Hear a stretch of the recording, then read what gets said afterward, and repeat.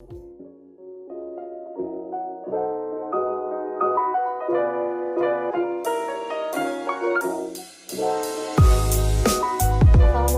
warahmatullahi wabarakatuh. Selamat pagi dan salam sejahtera. Nama saya Maya Rizky Fauzia, salah satu dosen di program studi D4 Bahasa Inggris untuk Industri Pariwisata Politeknik Negeri Malang. Pada kesempatan ini, saya menyampaikan tentang kinerja pengajaran saya untuk memenuhi persyaratan sertifikasi dosen tahun 2025, yaitu pernyataan diri dosen dalam unjuk kerja Tridharma Perguruan Tinggi atau PDD UKT PT. Dalam video ini, saya akan mempraktikkan mata pelajaran di mata kuliah Simultaneous Interpreting for MICE atau Meetings, Incentive, Conference, dan Events. Mata kuliah Simultaneous Interpreting for MICE diajarkan di semester 6 di program studi D4 Bahasa Inggris untuk Industri Pariwisata. Mata kuliah ini merupakan mata kuliah praktik yang berbobot 2 SKS dan diajarkan selama 6 jam pelajaran setiap minggunya. Bahasa pengantar yang digunakan di kelas ini adalah bahasa Inggris dan bahasa Indonesia. Tujuan dari mata kuliah ini adalah untuk mengembangkan kemampuan mahasiswa untuk melakukan penjurubahasaan simultan atau simultaneous interpreting dari bahasa Indonesia ke bahasa Inggris dan sebaliknya. Untuk mencapai tujuan tersebut, ada beberapa topik pembahasan di kelas ini, antara lain Principles of Simultaneous Interpretation, Side Translation, Shadowing, Whispered Interpreting, Chunking and Paraphrasing, Problem Triggers, dan juga praktik penjurubahasaan simultan dengan menggunakan Simultaneous Interpreting System dan platform online seperti Zoom. Metode dan bentuk pengajaran yang digunakan dalam mata kuliah ini adalah case study, collaborative work, dan practice-based learning, di mana mahasiswa melakukan praktik penjurubahasaan simultan baik secara individu maupun berpasangan. Di mata kuliah ini terdapat 3 jenis evaluasi. Yang pertama adalah praktik harian dengan bobot 50%, mengingat mata kuliah ini merupakan mata kuliah praktik. Yang kedua adalah evaluasi tengah semester atau UTS dengan bobot 20%. Yang ketiga, evaluasi akhir semester atau UAS dengan bobot 20%. Yang terakhir adalah kehadiran mahasiswa dengan bobot 10%.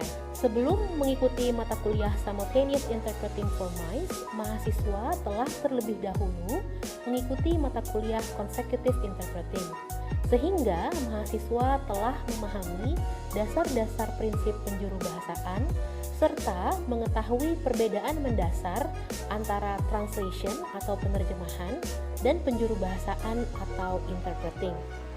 Berikut adalah video pembelajaran mata kuliah Simultaneous Interpreting for MICE, di mana mahasiswa belajar tentang Principles of Simultaneous Interpreting serta mengoperasikan Simultaneous Interpreting System. Selamat menyaksikan. Okay, good morning everybody. Good morning. Thank you very much for coming today, and today we are going to discuss about simultaneous interpretation. So in the last semester you have got consecutive interpretation, and now we are going to discuss about another mode of interpretation, which is simultaneous interpretation. In bahasa Indonesia, simultaneous interpretation is penjurubahasaan simultan. Alright?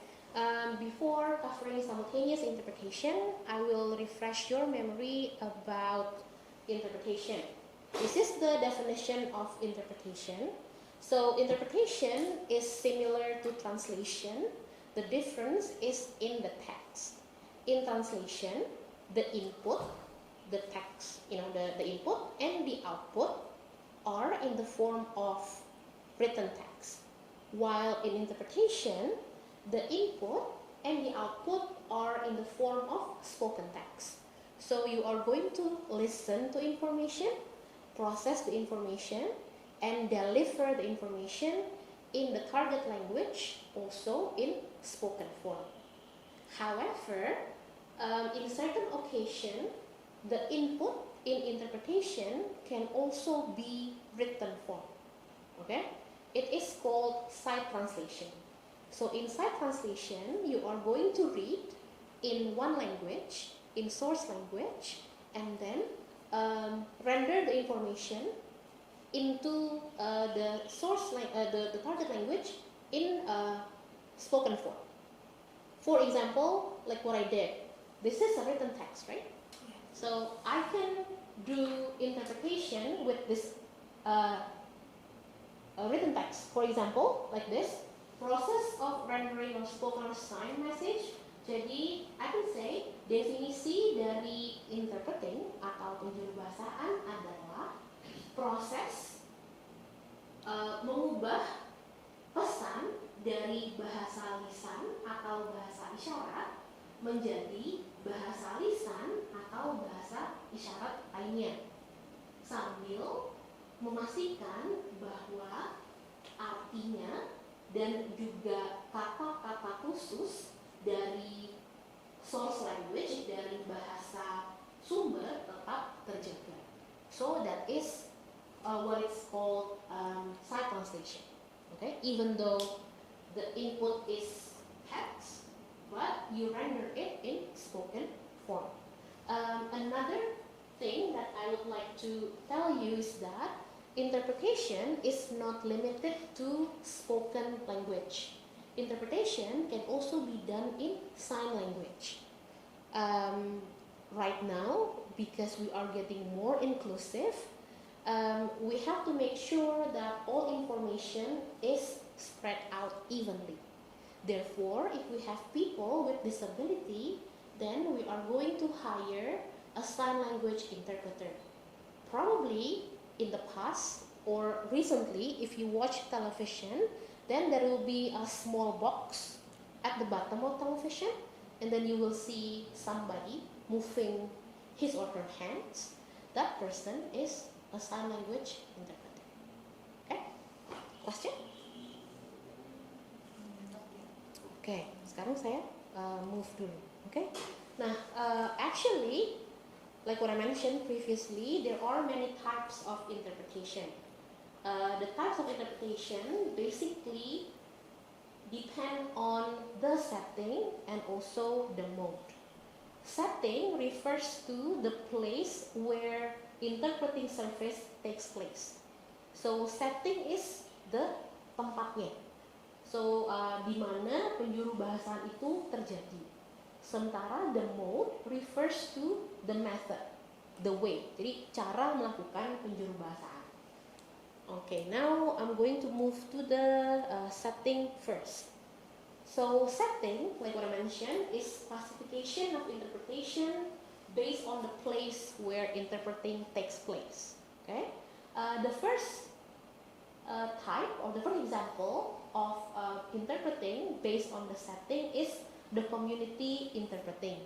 So community interpreting is interpreting that takes place between two linguistically diverse group of people or to facilitate public service. For example, you are hired by an NGO, and this NGO want to go to a village talking to native people there. Again, interpretation is not limited to national language. Interpretation can also be from national language to local language. Say, for example, from Indonesian language to Japanese language, or from English to Japanese language. Begitu. The second one is court interpreting. Court interpreting is like what its name, court. It's the type of interpreting taking place in a trial, in court hearing. The reason to have court interpreting is to ensure right to a fair trial, because the legal system in one country is different from that in another country.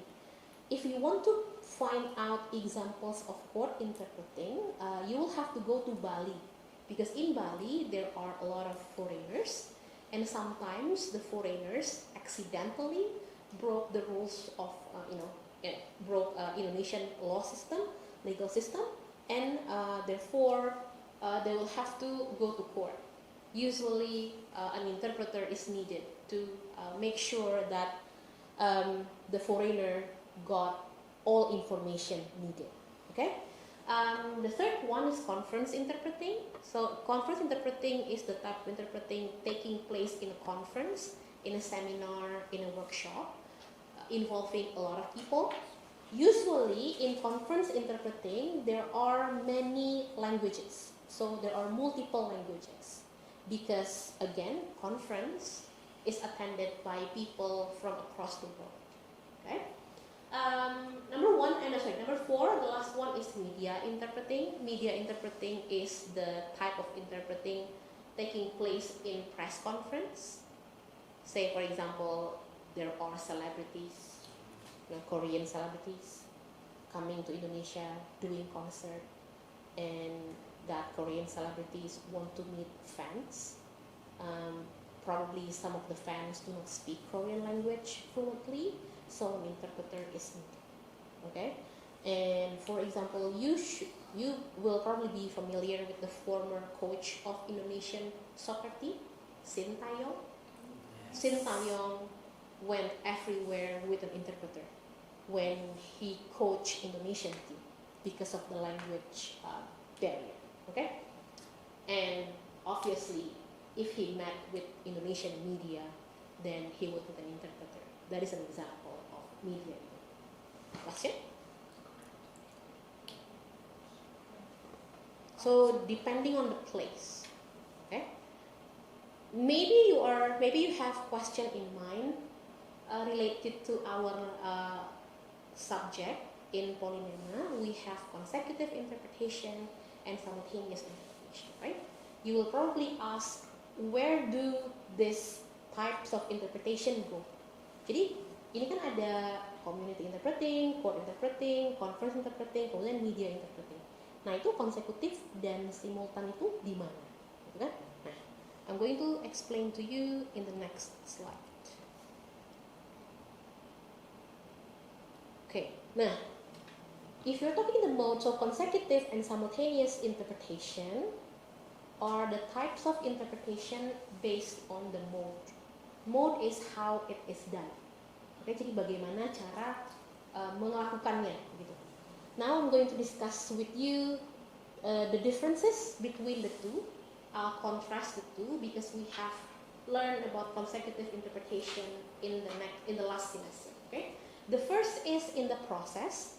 In consecutive interpretation, there is a turn taking. Turn taking between the speaker and the interpreter. If you remember, in consecutive interpretation, the speaker will talk first, right? And then when the speaker made pause, it is the interpreter's turn to speak. That is the turn taking. Okay? While in simultaneous interpretation, well, it is simultaneous. It is derived from the meaning of simultaneous as a word. Simultaneous by dictionary means when more than one thing happen at the same time. In simultaneous interpretation, the speaker and the interpreter are talking at the same time.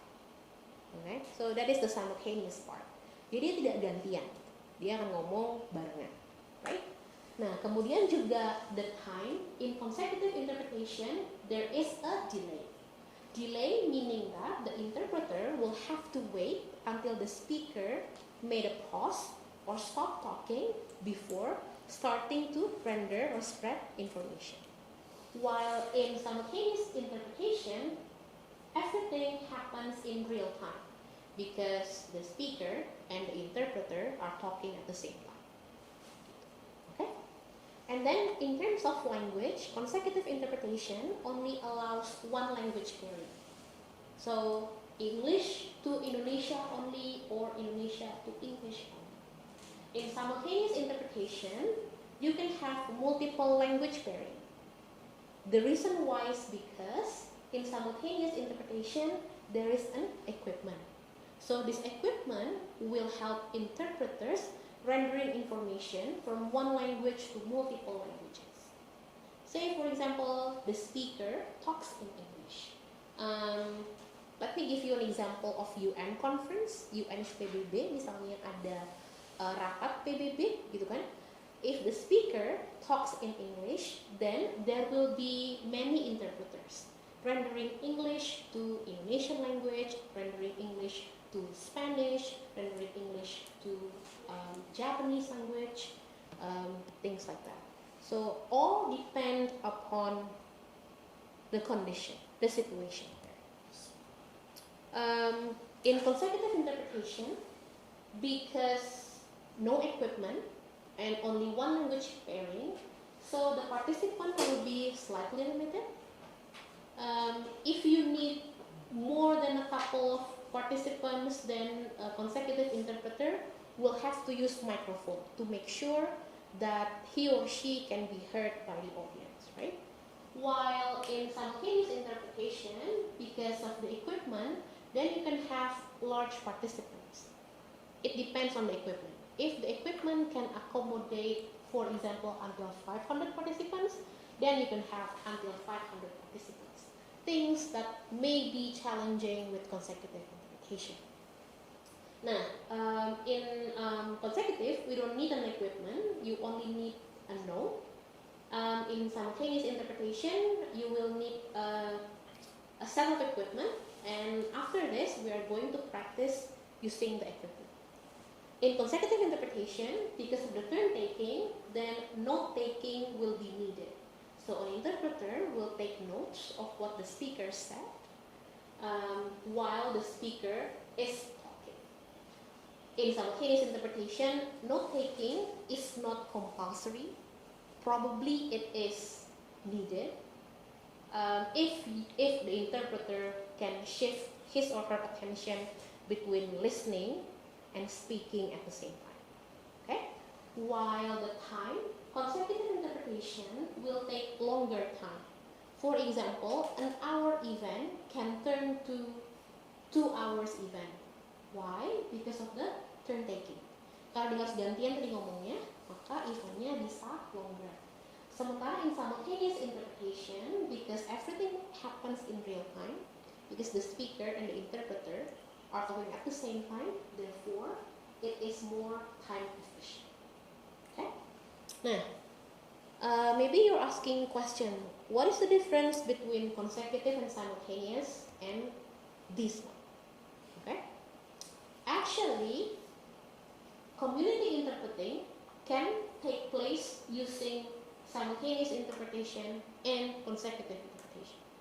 Okay? This is tempatnya, yang tadi adalah caranya. Jadi penjuru bahasaan consecutive interpretation and simultaneous interpretation can take place in community interpreting. Okay? Depending on the situation. Court interpreting. In court interpreting, consecutive interpretation can take place, simultaneous can take place also. Okay? So those are the relationship or the correlation between the six. Jadi misalnya kalau you are asked to become interpreter in press conference, you can decide the type of interpretation that you want to use. Kamu mau pakainya consecutive interpretation atau simultaneous interpretation. Pertimbangannya apa? Pertimbangannya mungkin tadi dari sini. You can consider probably the equipment. Apakah it is possible to bring equipment?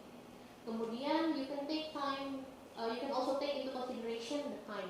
Apakah time is very limited atau misalnya you have luxury time? Kalau misalnya press conference-nya very limited in time, probably you will choose simultaneous interpretation. Kalau misalnya you get the luxury of time, mungkin consecutive interpretation is more suitable. Okay? Question?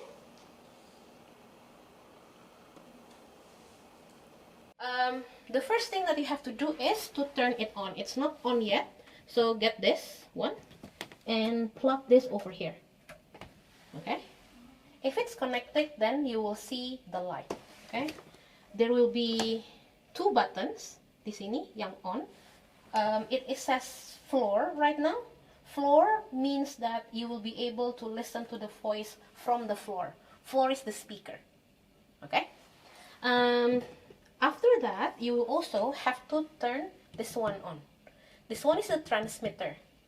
This transmitter will help you sending voice from here to that receiver. If this is not on, then the audience will not be able to hear you. Okay, so on button here. It has a screen, so if it's on, then you will see writing on the screen.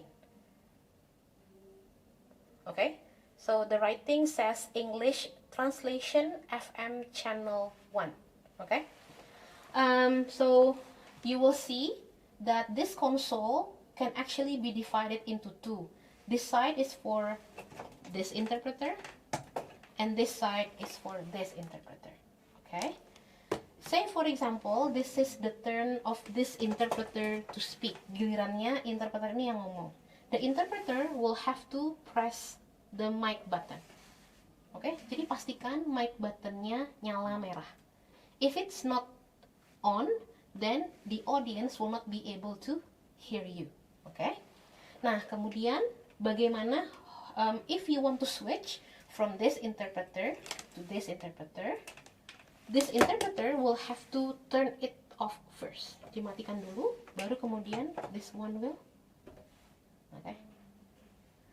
Karena, why? Because if this is on, if this is not turned off, this one cannot turn it on.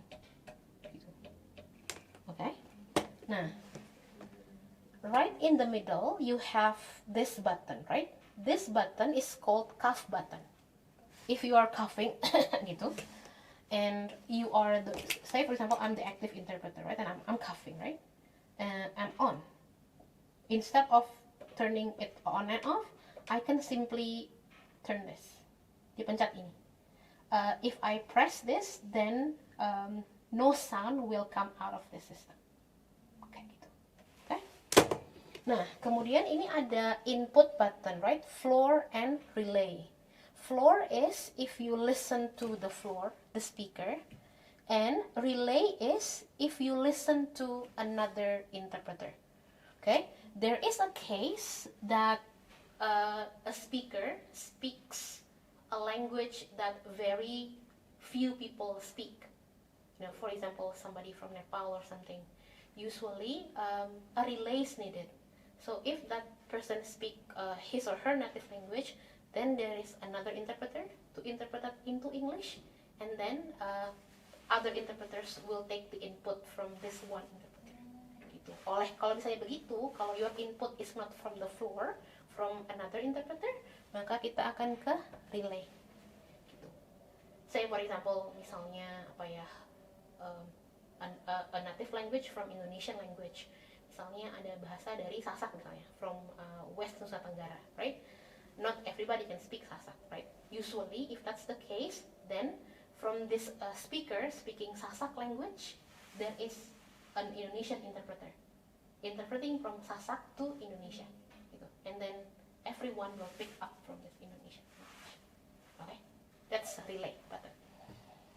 Okay, ada yang mau coba nggak? Kalau misalnya mau coba, boleh saya putarkan audio, kamu ngomong aja, terus kemudian nanti kuncinya kalau mau merekam, jadi mau disitu kamu taruh di sosmedmu, go ahead.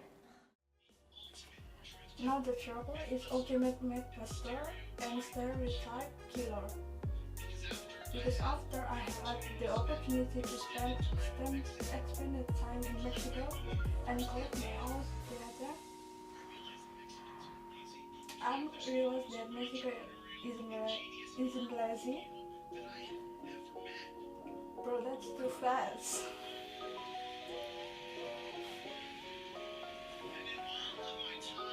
And all of my time in Mexico, I never felt in what? In American cities, the facts which you can. Caffeine, most called as Indonesian receptor. That means it delays a process of slowing your nose down by blocking your receptor. caffeine and addition almost caffeine can reach your receptors, activate them. To summarize, adenosine caffeine so it stimulates you. Caffeine can also cause the feeling in some neurons and act as receptors and release another molecule.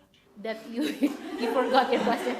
Tadi ngomongnya mem, di sini ada suaranya gitu. Did you still remember that? Okay, what did you say? Tadi bilangnya apa? Yang suara dari laptopnya masuk terus suara yang lain masuk.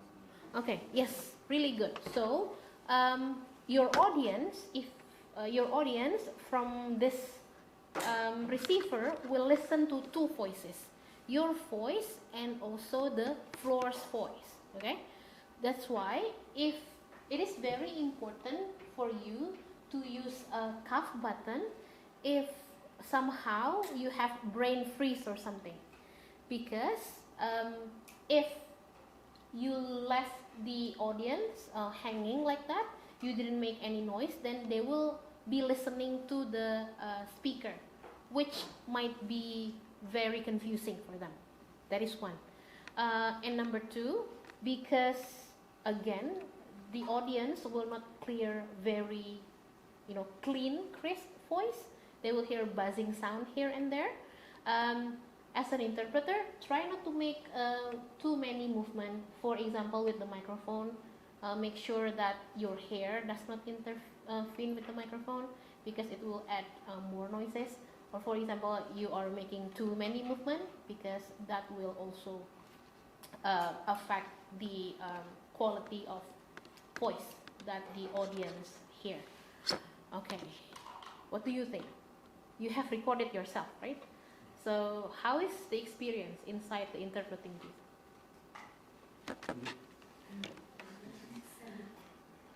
Okay.